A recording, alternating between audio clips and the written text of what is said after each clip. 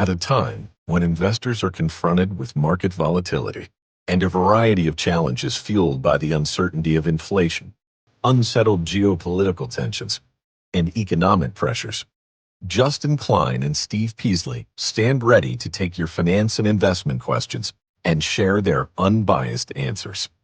This is InvestTalk, independent thinking, shared success. InvestTalk is made possible by KPP Financial, a registered investment advisor firm serving clients throughout the United States. The clarity for your path forward starts now. Here is KPP Chief Executive Officer, Financial Advisor, Justin Klein.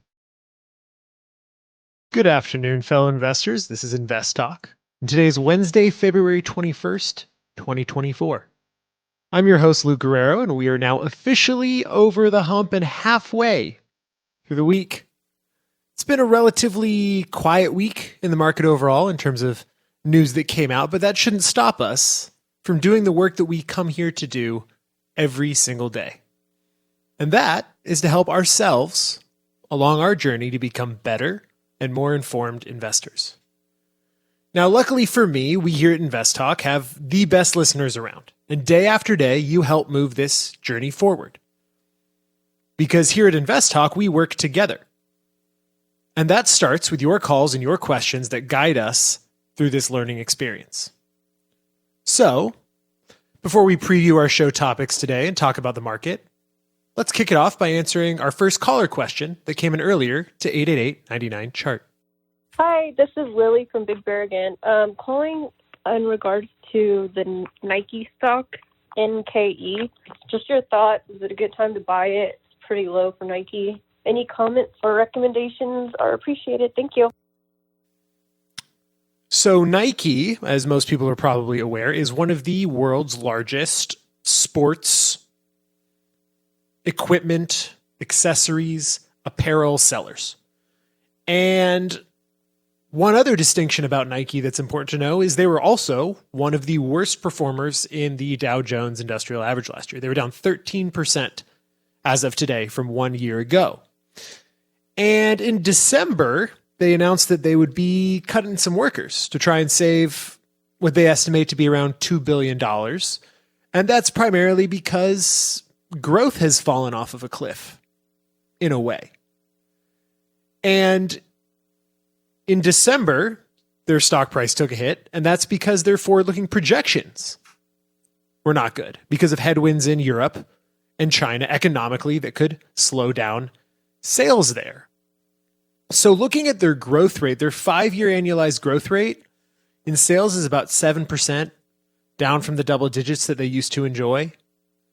Their earnings per share in 2023, their fiscal year ends in May, fell off from 2022, and they're projected to pick it back up in 2024 a little bit.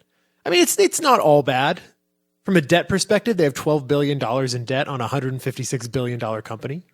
That's pretty good. They've been buying back shares over the past couple of years. Their cash flow improved, certainly, in 2023, but their profitability's taken a hit. And so, technically, if you look at their chart, there's still some headwinds that are pretty apparent.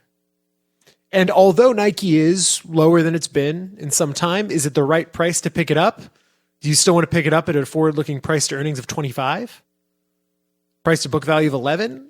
I think there is a lot of room for improvement from the fundamental side of this company, and there's a lot of headwinds macroeconomically that make this probably not the right time to be adding Nike to your portfolio at these prices. Thanks for the call. Now, I should mention that I'm here today for Justin, who's enjoying yet another day off. Lucky man. And we've got a lot of ground to cover in the next 45 minutes or so. So here's a little bit of what I have planned. Now, my main focus point concerns this topic, considering undervalued stocks with reliable dividends. High-yield dividend stocks may not be the right way to go unless the companies are fundamentally sound, those durable dividend stocks. So dividend investing has many pieces to it, and that's something that we will discuss a little bit later on. And after that, we'll be talking about something that I previewed yesterday, which is the potential merger, regulators pending, between Capital One and Discover, and how that can reshape both the consumer and business experience. Also, investors are plowing record amounts into U.S. farmland. How is that changing the agricultural landscape? And should we have time, we can talk a little bit about Japan. As the Nikkei index approaches a both psychological and nominal barrier, its 1989 high that it hadn't surpassed in over 30 years, and what lessons that can tell us about how you judge market performance and what an index can tell you. We also have some caller voice bank questions ready to play, including one on APA Corp, and VCSH, which is the Vanguard short-term corporate bond ETF. And of course, as always, I welcome your finance and investment questions live anytime throughout the show on 888-99-CHART. Now we're going to do a quick break. Please remember that you can call anytime and leave your questions on the InvestTalk voice bank, or if you're listening via live stream, call now to 888-99-CHART.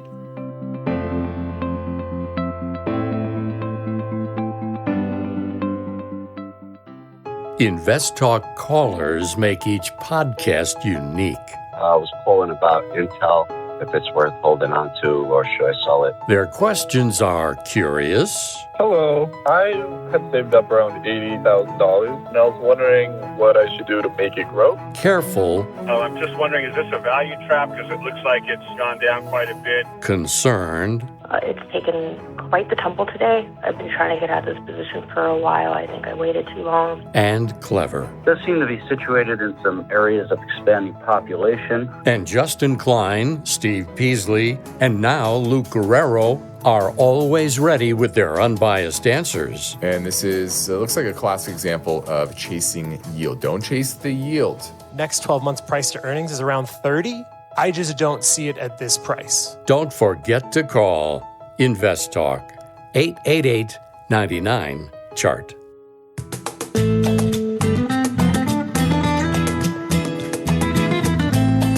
InvestTalk is here to help. And when you download the free InvestTalk podcasts, don't forget to rate and review. The phone lines are open, 888-99-CHART. Let's talk a little bit about the market today. U.S. stocks had a little bit of a whipsaw of the day. Another mixed day, something I've been saying a lot recently, with major indices having a pretty significant pop towards the end of the day after being down for most of it. The S&P 500 finished up around, 13 basis points. The Russell 2000 small cap index still down 47 basis points. The best day was probably for home builders and energy companies. Utilities had a pretty decent day as well. Big tech was kind of mixed, and that was on the heel of, or really looking forward to, NVIDIA earnings. The market thinking that they either would hit expectation or maybe even fall below expectations. That kind of dragged down tech as well. Surprise, surprise. After hours, NVIDIA beat earnings again by a remarkable percentage. The stock popped about 7.5% right after the announcement. Treasuries looked a little weaker in the wake of the Fed minutes, finishing right near were at worst levels for the day. And not just the Fed minutes influencing that, but also kind of a poorly received 20-year Treasury yield auction. Oil was up 1% after being down the past couple days. Fed minutes overall were uneventful, in my opinion. They kind of flagged the risks of cutting rates a little too early.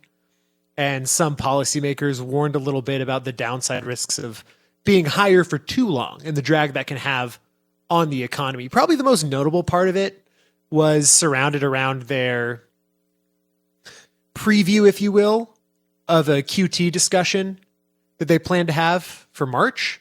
So certainly that's something the market will be paying attention to. I think overall, given that, NVIDIA was the last of the Magnificent Seven to report, 2024 earnings, their revisions are running a little bit above their historical trends. And overall guidance kind of looks pretty good. I think the other big news from a individual company perspective is Amazon is going to be added to the Dow Jones Industrial Average moving forward. So that's going to be an interesting addition to one of the oldest indices. And that's the market today. Now let's pivot back to the InvestTalk Voice Bank. This question came in earlier from the San Francisco Bay Area. Hi, this is Dan from Walnut Creek. Looking at two stocks, I'd like to invest in one of these two. The first one is Devon Energy, DVN, and the other one is APA Corporation. I'd appreciate your input. Thanks very much. Bye. So the first one we'll take a look at is APA. And what strikes me the most about APA is they have a significant amount of debt. They have roughly $5 billion of debt on a $9 billion company. It's an E&P name, and certainly their profits are going to fluctuate with the overall commodity market, depending on how energy is doing. And that's to be expected, but still having that kind of leverage on such a small company, even though their interest rate coverage is, around 6-7 right now, it's pretty decent, but they're still not leaving themselves a lot of room. Now they've been buying back shares, their cash flow is increasing. Overall, it has a lot of room to improve. I would say they had a Q4 profit miss. Their growth rate over the past couple of years has been not stellar. So there's a lot of room for improvement. Now looking at Devon Energy, another oil name, Devon Energy's down 17% over the past year. Their cash flow is pretty plateaued, but the profitability's up. And they've been issuing some shares, but they certainly have a better debt picture. $6 billion of debt on a $27, $28 billion market cap company. Their interest rate coverage ratio is around 25. And so from a technical perspective too, it looks like it's kind of consolidating. As opposed to, let me pull up the APA chart here really quick. APA's been a little bit more of a downward trend. So looking at both of these companies on a pure balance sheet fundamental perspective, I would have to say Devon Energy. Now you can certainly make better plays on bigger companies. The industry is certainly consolidating. And maybe you do want to look elsewhere. But if you want to choose between these two companies, I think Devon Energy is probably the better play. Thanks for the call. Now, my focus point today concerns this topic, and that is dividend investing, something that we talk a little bit about. I think maybe one of the other hosts likes to say, don't chase yield. And so Morningstar did a little guide, if you will, to dividend investing.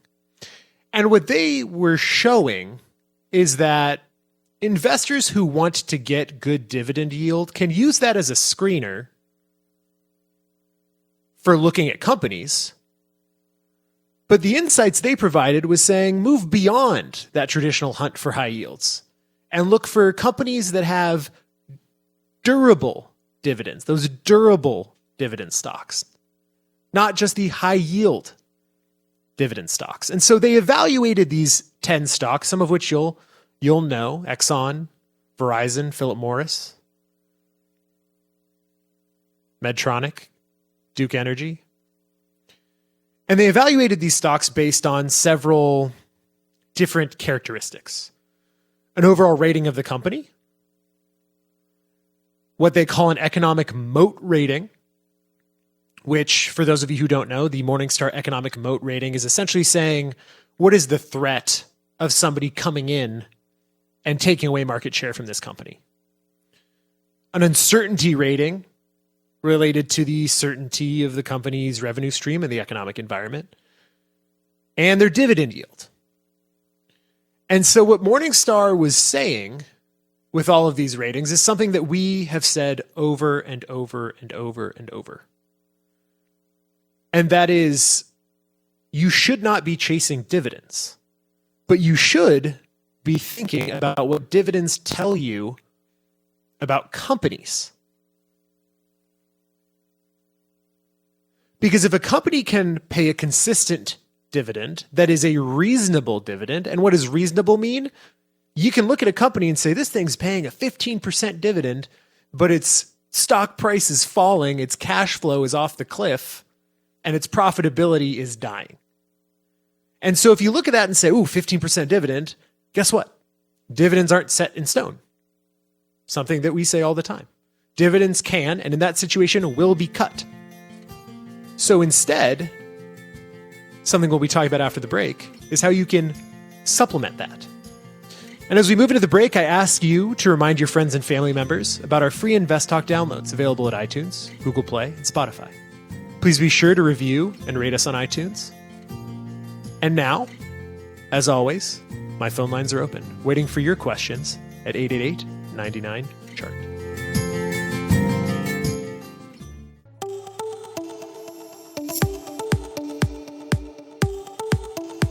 For investors, the goal of achieving financial freedom requires unbiased information, strategic planning, and determination.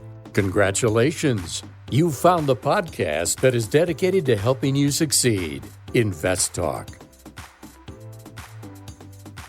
So before the break, we were talking about dividend investing. And generally, I think for today and over time, we've said everything that we need to say about it, and that is you should not be chasing yield. Dividends can be an excellent screener for finding companies that have the ability to return capital to investors, because that's what investing is about. It's about appreciation of your investment and returning capital when they can. So as you go out there and try and find these companies, dividends can be a great first pass, but what you really need to focus on, cash flow, consistent profitability, growth, the fundamentals of the company. Okay, this is InvestTalk, which means we wouldn't be anywhere without questions. And those questions are free, as are the answers. So let's play another caller question that came in earlier from 888-99-CHART. This is Matt from South Florida. I have a question about a general advice for the next 6 to 8 months. At this point, I'm not putting any new retirement money into the market. I have it going straight into a money market, and I do realize that requires diligence to make sure that when I feel the bottom is hit, to redirect those funds back into the market at a certain time. But is a short-term corporate bond fund something to look into? I thought maybe I'd be late to the party. Particularly, I was looking at VCSH, Victor, Charlie, Sam, Houston, Vanguard short-term corporate bond fund, holding this as a way to put new money into the market over the next 3 to 6 to 9 months. Wanted to get your thoughts on that strategy. Thank you. So VCSH is the Vanguard short-term corporate bond fund. And so this fund, it looks like it defines short-term bonds as bonds that mature within the next 1 to 5 years. Traditionally, short-term, all the benchmarks at least call it 1 to 3 years. So the weighted average duration is definitely going to be longer on this bond, or rather on this fund, than it is on the index. So that's certainly something to know. And because of that, if you think about duration, the longer duration of a bond or a bond fund or an asset, the more sensitive it is to interest rate risk. And so this is more susceptible than the index will be. Right now, it's yielding about 5%. It's 30-day SEC yield, annualized yield, and it's pretty well diversified across issues, 2,433 different holdings. The top holding is 25 basis points of the fund. So what you could do is you could go even shorter, or given that if you buy a bond and interest rates move against you, if you hold that actual bond within that time frame in which you need your capital back, so long as the company doesn't go insolvent, you get your value of that bond par back, versus an ETF where they're going to market against the fund. You may not get that back. You're going to get the price hit because you're not getting that expiration. But overall, this is a fine fund. It's a Vanguard fund. Its expense ratio is 4 basis points. If you think that the right place for you psychologically is to be in fixed income and to get that yield, yields are high. I can see why somebody would seek yield right now with this fund. So I have no problem with this fund. But just keep in mind, you said timing the bottom. It's nearly impossible to consistently time the bottom. Historically, it's been shown even if you're investing at the top of the equity market for your equity sleeve, you still have over long periods of time positive investment returns. So just keep in mind, don't overthink yourself. If you have a long time frame, don't completely stay out of equities. But if you want to invest in short-term corporate bonds, no problem with this one. Thanks for the call.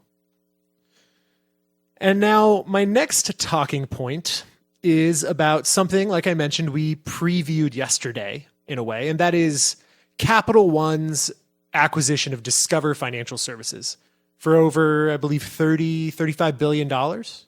And so this is a pretty major move within the credit card industry because those are two of the largest credit card companies.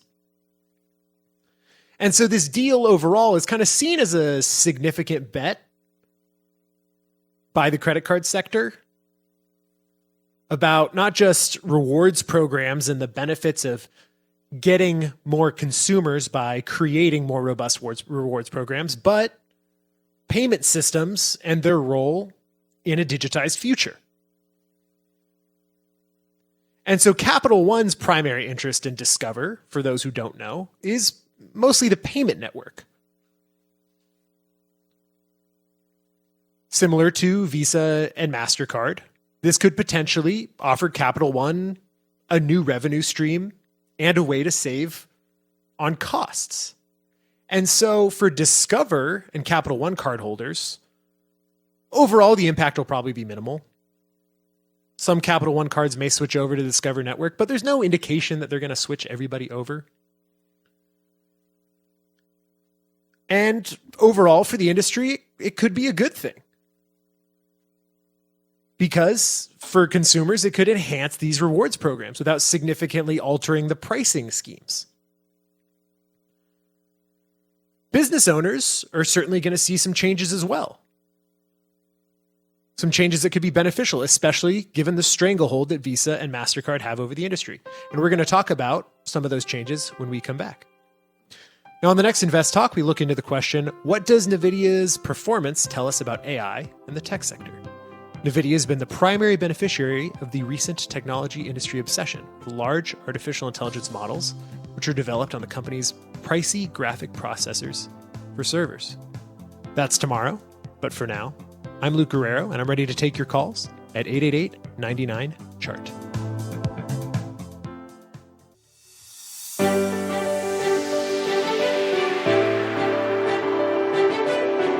Every investor is working to build a secure financial future. How they get there and when they get there, that depends on many variables. The more you learn about how the market works, the better your chances. So don't forget to call InvestTalk, 888-99-CHART. Now, before the break, we were talking about the Capital One and Discover deal, and we mentioned some of the benefits consumers could have, more widely accepted cards. If you already have a Discover card, better rewards. Sounds pretty good. And from a business perspective, there could be benefits as well, because if the Discover network itself becomes more competitive, because right now, Visa and MasterCard pretty much have it under wraps, a more competitive Discover, competition tends to reduce fees. So this could influence interchange fees, which are a pretty contentious issue between merchants and card networks. In reality, the overall impact on Visa and MasterCard, regardless of what the stock prices have shown, is probably going to be pretty minimal. And should regulators let it go through, we could probably see this deal closing sometime towards the beginning of next year. But you can't discount the current political environment and regulatory environment, which has been having some pretty thorough reviews and some strong opposition to mergers that have had a lot of consumer and small business impacts.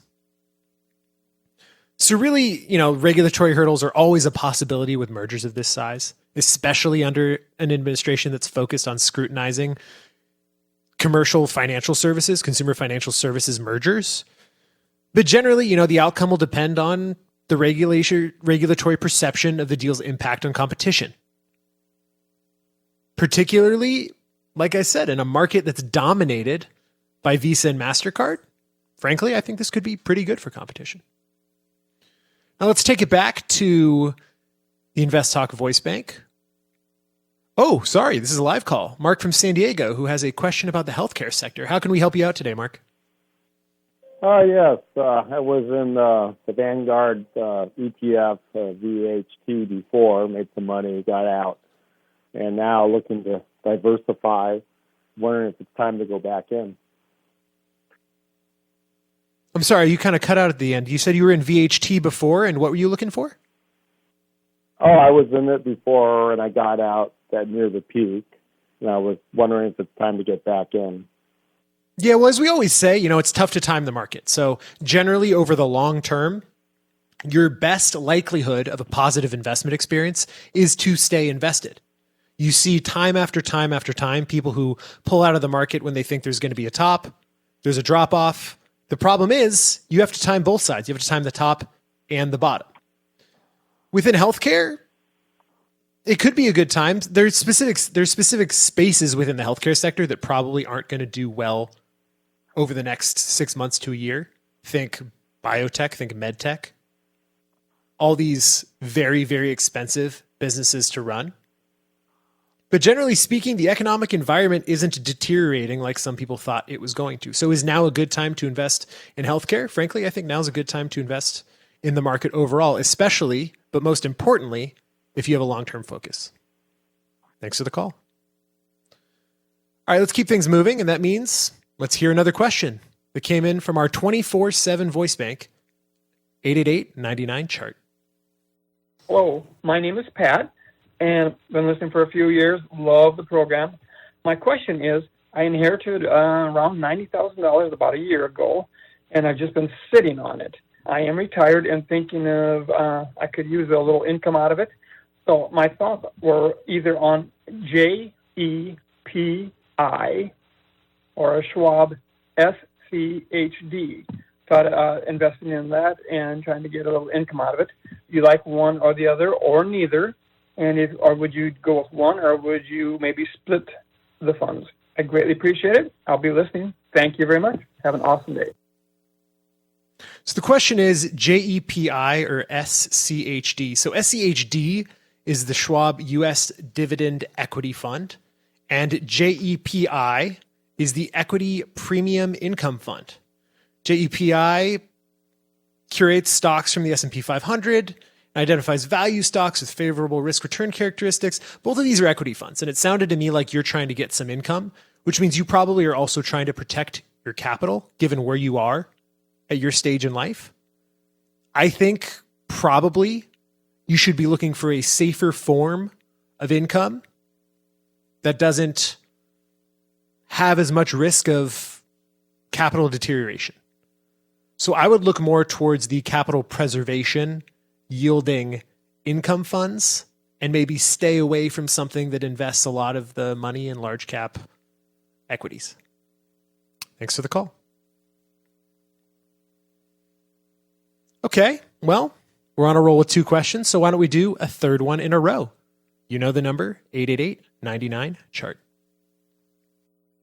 Jim in Miami, and I have a question about ESS, Essex Property Trust. I'm looking at the chart, and it looked great pre-pandemic. It looked pretty good during the pandemic, and now it seems like it's tanking. I'm getting mixed information when I do my own research, and I was wondering if you could help me figure out if this is worth picking up at this price point. Thank you very much, and I'll listen on the podcast.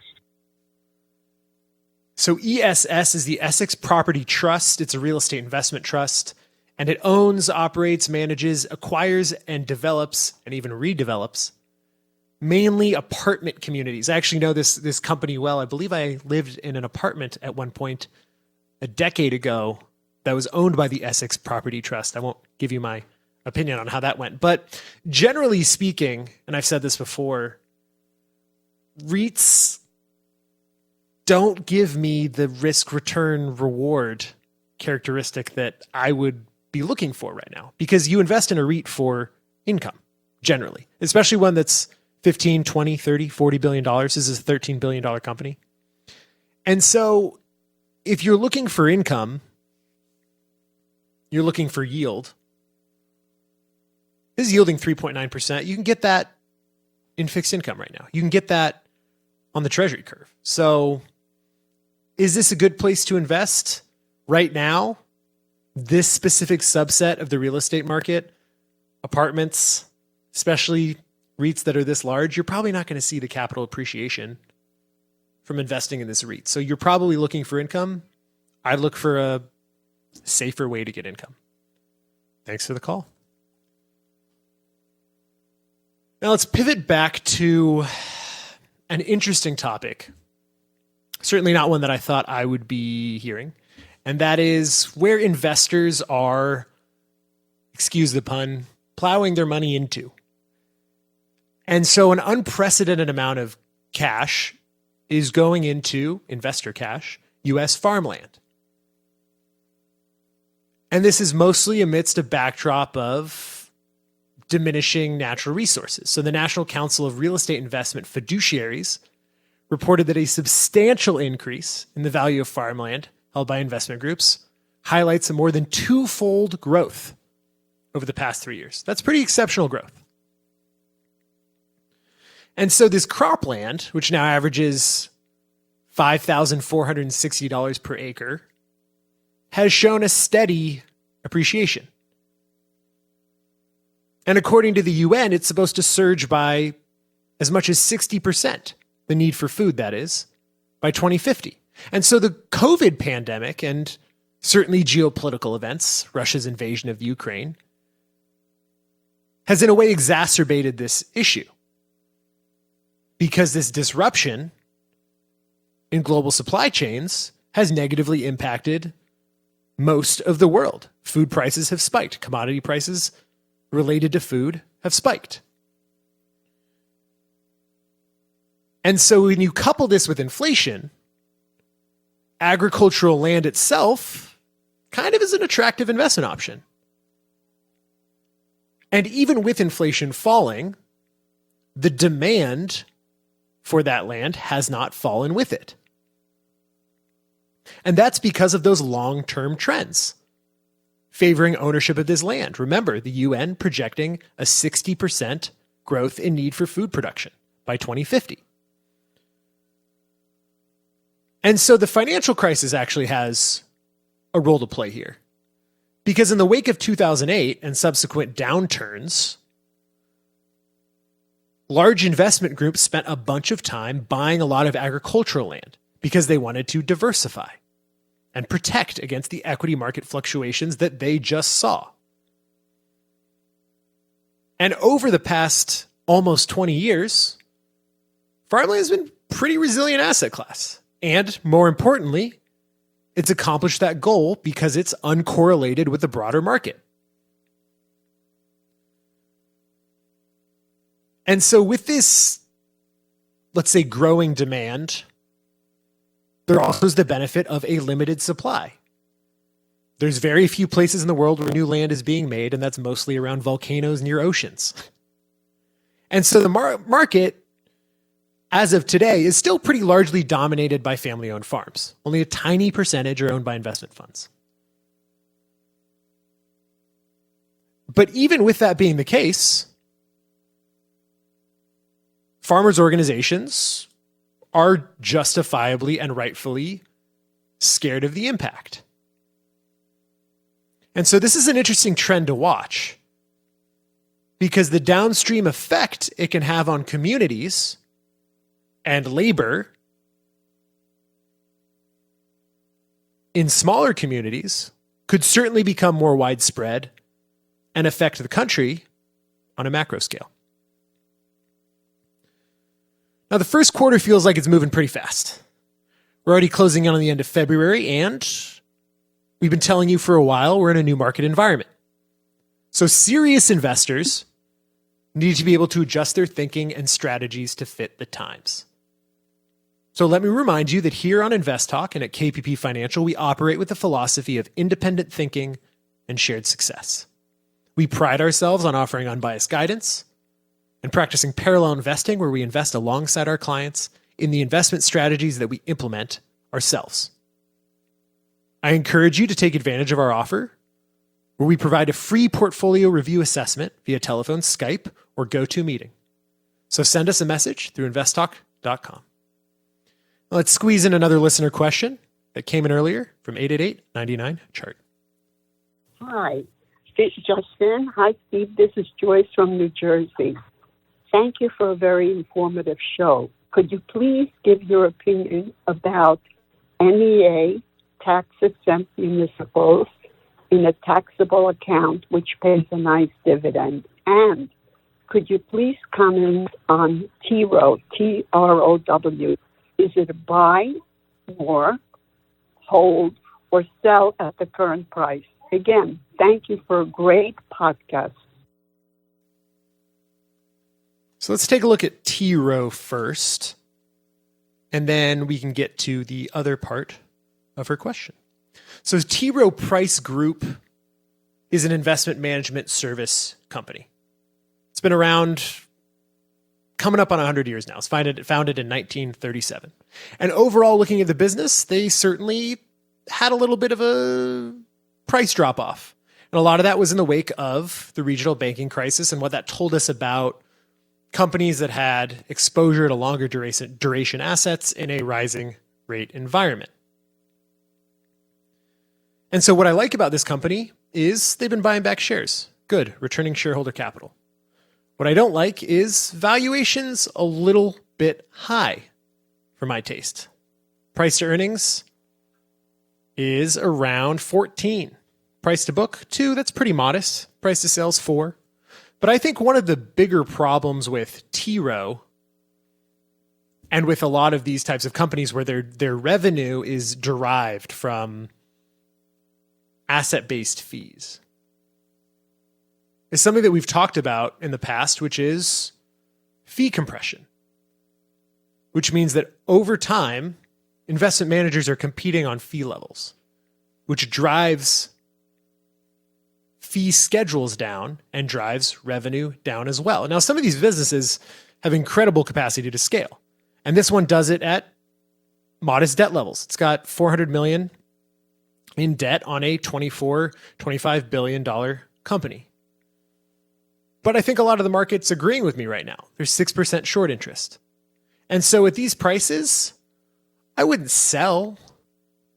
I wouldn't sell here, but I certainly wouldn't be adding any more. I think it's a little overvalued, but not egregiously so. But keep in mind that this company and all of these companies are going to be dependent upon bringing in new assets to manage. And as they lower fees, they have to bring in more and more in order to maintain those levels of profitability. Thanks for the call. Now, I want to mention, before we head to a break, our KPP premium newsletter. Now, keep in mind, we do give you a little preview every Friday where we run down a little bit about each topic we talk about in the current market environment and maybe give you some hints about some of the companies that we talk about that you may want to keep on your watch lists.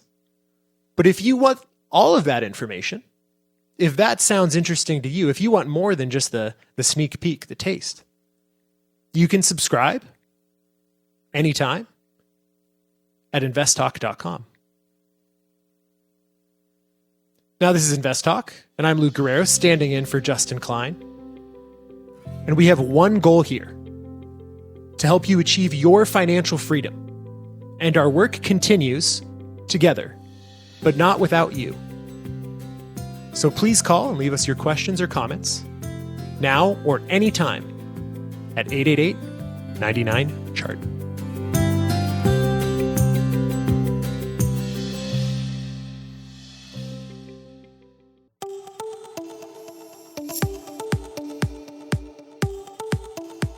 Let's take a quick look at your financial to-do list. At the top, make that phone call to the InvestTalk Anytime listener line, 888-99-CHART. Let's go to Richard in the Bay Area, who has a question for us. How can we help you, Richard? Hi, Luke.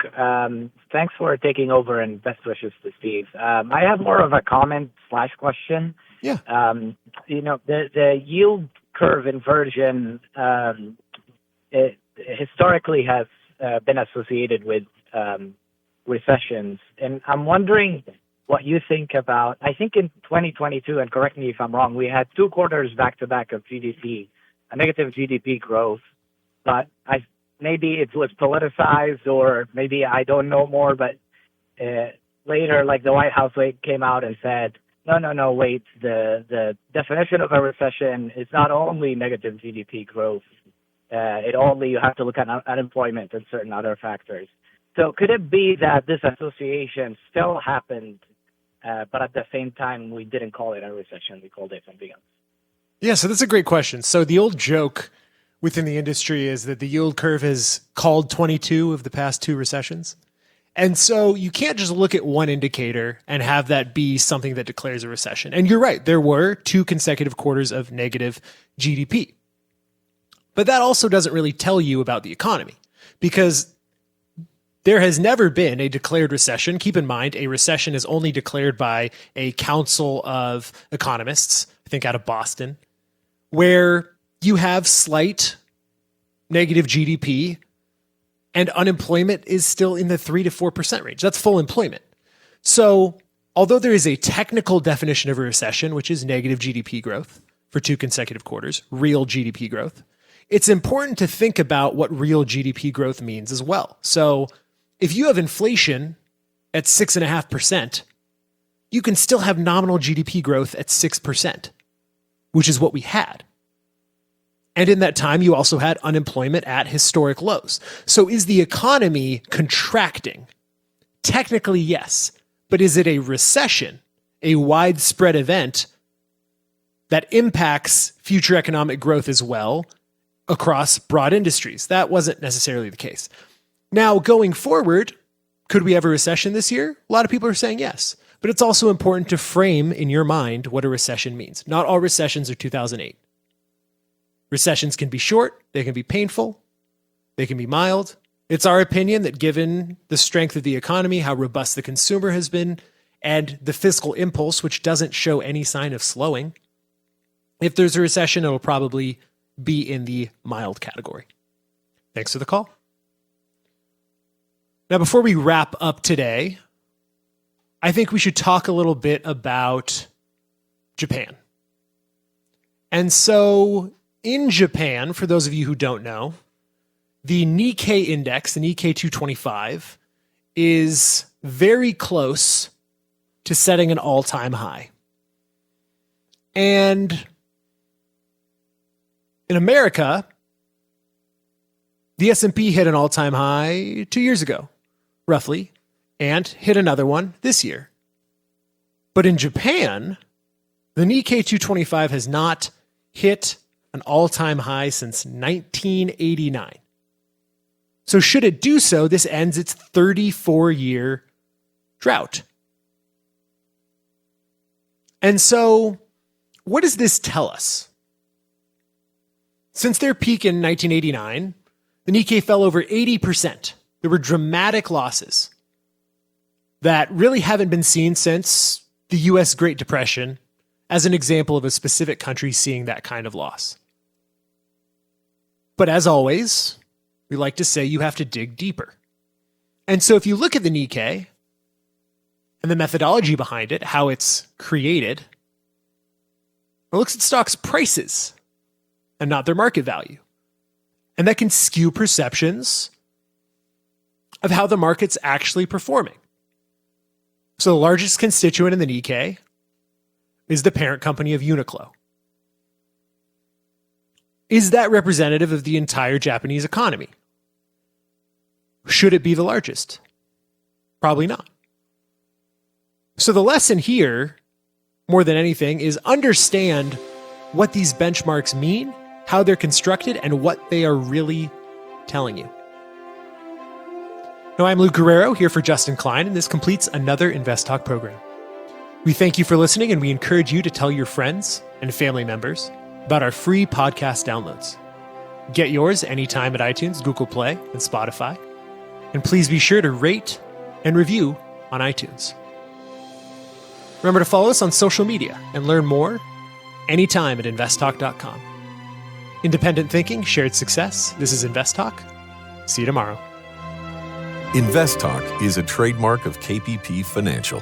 Because of the nature of the interactive dialogue inherent in the format of this program, it's important for the listener to understand that not all comments made will apply to them. Specifically, nothing said shall be taken to be investment advice, or shall statements on this program be considered an offer to buy or sell security. Because such advice is rendered solely on an individual basis and at times will require that the investor review a prospectus before investing. InvestTalk is a copyrighted program of Klein, Pavlis, and Peasley Financial, a registered investment advisor firm which retains all rights. For more information regarding KPP's investment advisors, call 1-800-557-5461. Steve Peasley is president, and Justin Klein is chief executive officer of Klein, Pavlis, and Peasley Financial. Thank you for listening, and your comments and questions are welcome on our 24-hour listener line at 888-99-CHART.